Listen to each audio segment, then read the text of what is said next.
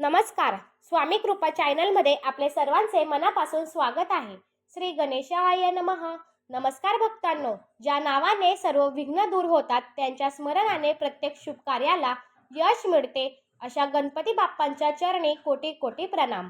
आई पार्वतीचे लाडके बाळ, भगवान शंकरांचे तेजस्वी पुत्र, बुद्धी, विवेक आणि भक्तीचे प्रतीक, मंगलमूर्ती श्री गणेश. आज आपण ऐकणार आहोत गणपती बाप्पांची एक अद्भुत, भक्तिमय आणि प्रेरणादायी कथा, ज्यात आहे श्रद्धा, संयम, प्रेम आणि विघ्नांवर विजय. डोळे बंद करा, मन शांत ठेवा आणि गणपती बाप्पांचे नाव घ्या. गणपती बाप्पा मोरया, मंगलमूर्ती मोरया. श्री गणपती बाप्पा जन्मापासून महात्म्यांपर्यंत संपूर्ण कथा. हिंदू धर्मात कोणतेही शुभ कार्य श्री गणपतीच्या पूजेशिवाय पूर्ण मानले जात नाही. बुद्धी, विवेक, शुभारंभ, अडथळ्यांचा नाश आणि यश यांचे प्रतीक म्हणजे गणपती बाप्पा.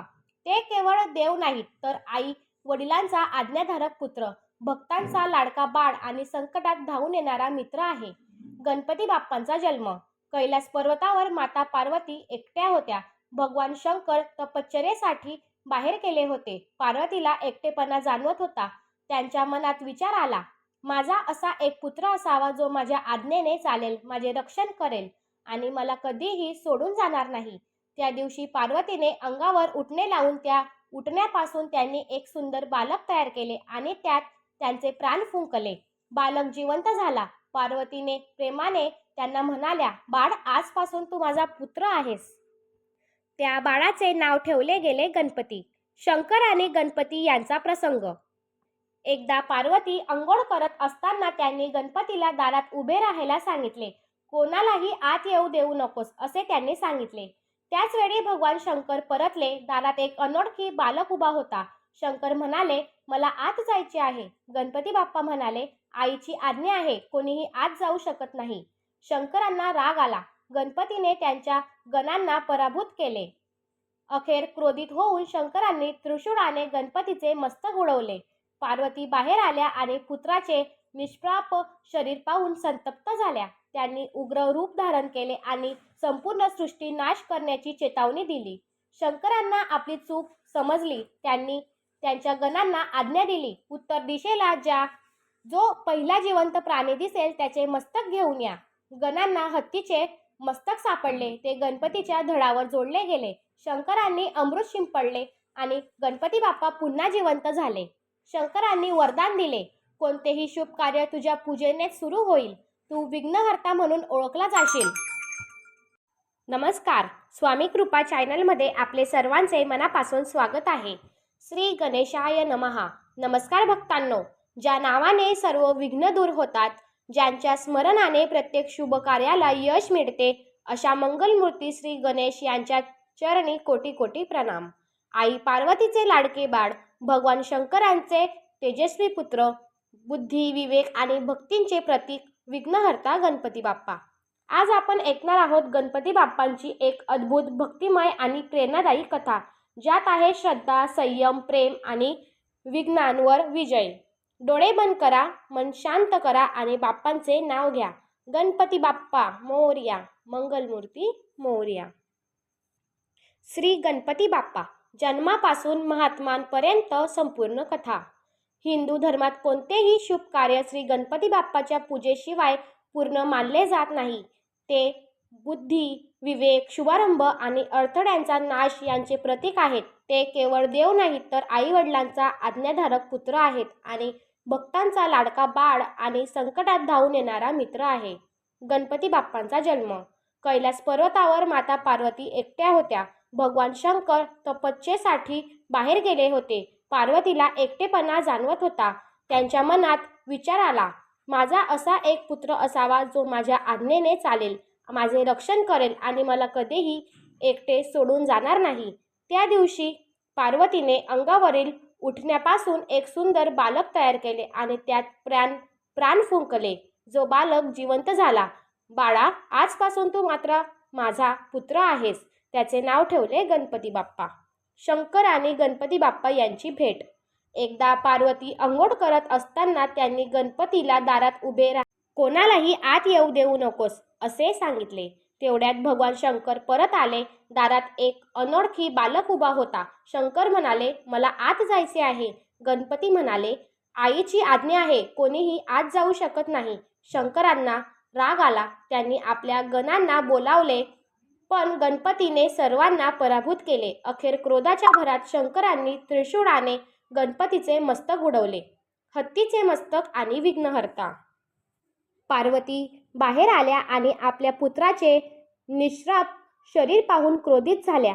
त्यांनी उग्र रूप धारण केले आणि सृष्टी नष्ट करण्याची चेतावणी दिली. शंकरांना आपली चूक उमगली. त्यांनी आज्ञा दिली, उत्तर दिशेला जा. जो पहिला जिवंत प्राणी दिसेल त्याचे मस्तक आणा. गणांना हत्तीचे मस्तक सापडले. ते गणपतीच्या धडावर जोडले गेले. अमृत शिंपडले गेले आणि गणपती बाप्पा पुन्हा जिवंत झाले. शंकरांनी गणपती बाप्पांना आशीर्वाद दिला, कोणतेही शुभ कार्य तुझ्या पूजेनेच सुरू होईल.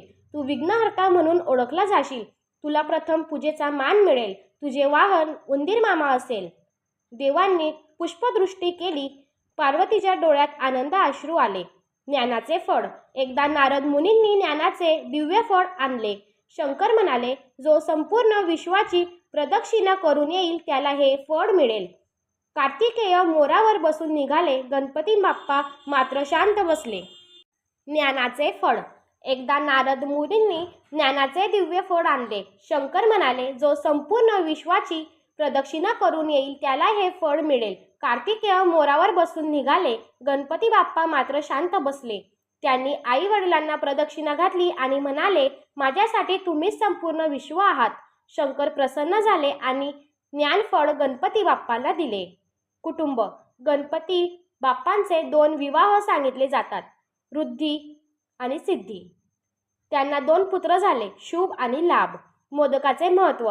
गणपतीला मोदक अत्यंत प्रिय आहेत. मोदक म्हणजे आनंद, समाधान आणि अंतर्मुख सुखाचे प्रतीक. जो भक्त मला प्रेमाने मोदक अर्पण करतो त्याच्या आयुष्यातील कडूपणा मी दूर करतो. गणेश चतुर्थी. भाद्रपद महिन्यातील शुक्ल चतुर्थीला गणेश चतुर्थी साजरी केली जाते. या दिवशी बाप्पा पृथ्वीवर येतात, भक्तांच्या घरी वास करतात आणि दुःख दूर करून पुन्हा परततात. पुढच्या वर्षी लवकर या हा निरोप नसून पुन्हा येण्याचा विश्वास आहे. गणपती बाप्पांकडून शिकवण. मोठे डोके मोठा विचार करा. मोठे कान, जास्त ऐका. लहान तोंड, कमी बोला. जड शरीर, स्थिर राहा. उंदीर वाहन, अहंकारावर नियंत्रण ठेवा. विघ्नहर्ता, अडथळ्यांवर मात करा. उपसंहार. गणपती बाप्पा म्हणजे बुद्धी, भक्ती आणि विश्वासाचा सुंदर संगम. तेही देवही आहेत आणि आपलेच बाप्पा सुद्धा. जीवनात कितीही अडचणी आल्या, कितीही विघ्न उभी राहिली, मनापासून गणपती बाप्पा म्हटले तर बाप्पा नक्कीच मार्ग दाखवतात. आजही बाप्पा आपल्या सोबतच आहेत. फक्त श्रद्धा आणि संयम ठेवा. गणपती बाप्पा मोरया. तू विघ्नहर्ता म्हणून ओळखला जाशील. तुला प्रथम पूजेचा मान मिळेल. तुझे वाहन उंदीर असेल. देवाने पुष्पदृष्टी केली. पार्वतीच्या डोळ्यात आनंद अश्रू आले. ज्ञानफळाची कथा. एकदा नारद मुनींनी ज्ञानाचे दिव्य फळ आणले. शंकर म्हणाले, जो संपूर्ण ब्रह्मांडाची प्रदक्षिणा करून येईल त्याला हे ज्ञानाचे फळ मिळेल. कार्तिकेय मोरावर बसून त्वरित निघाले. गणपती बाप्पा मात्र शांतपणे आई वडिलांभोवती 3 प्रदक्षिणा घालून म्हणाले, माझ्यासाठी तुम्हीच संपूर्ण माझे विश्व आहात. शंकर आनंदित झाले आणि ज्ञानफळ गणपती बाप्पांना दिले. गणपतीचे कुटुंब. गणपतीचे 2 विवाह सांगितले जातात, ऋद्धी आणि सिद्धी. त्यांचे 2 पुत्र झाले, शुभ आणि लाभ. मोदकाचे महत्त्व. गणपतीला मोदक फार प्रिय आहेत. मोदक म्हणजे आनंद, समाधान आणि अंतर्मुख सुखाचे प्रतीक. जो भक्त मला प्रेमाने मोदक अर्पण करतो त्याच्या आयुष्यातील कडूपणा मी दूर करतो. गणेश चतुर्थी. भाद्रपद महिन्यातील शुक्ल चतुर्थीला गणेश चतुर्थी साजरी केली जाते. या दिवशी गणपती पृथ्वीवर येतात, भक्तांच्या घरी राहतात आणि त्यांच्या दुःखांचा नाश करून परततात. पुढच्या वर्षी लवकर या हा केवळ निरोप नाही तर पुन्हा येण्याचा विश्वास आहे. बाप्पांकडून शिकण्यासारखे. मोठे डोके, मोठे विचार करा. मोठे कान, जास्त ऐका. लहान तोंड, कमी बोला. जड शरीर, स्थिर राहा. उंदीर वाहन, अहंकारावर नियंत्रण ठेवा. विघ्नहर्ता, अडथळ्यांवर मात करा. उपसंहार.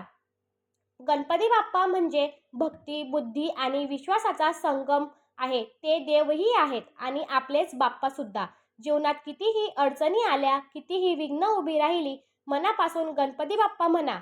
बाप्पा नक्कीच मार्ग दाखवतात. आजही बाप्पा आपल्या सोबतच आहेत. फक्त श्रद्धा आणि संयम हवा. गणपती बाप्पा मोरया, मंगलमूर्ती मोरया. पुन्हा भेटूया. बाप्पांच्या चरणी एक लाईक अर्पण करा. भक्ती वाढवण्यासाठी शेअर करा आणि अशाच कथा ऐकण्यासाठी चॅनलला सबस्क्राईब करा. पुन्हा भेटूया.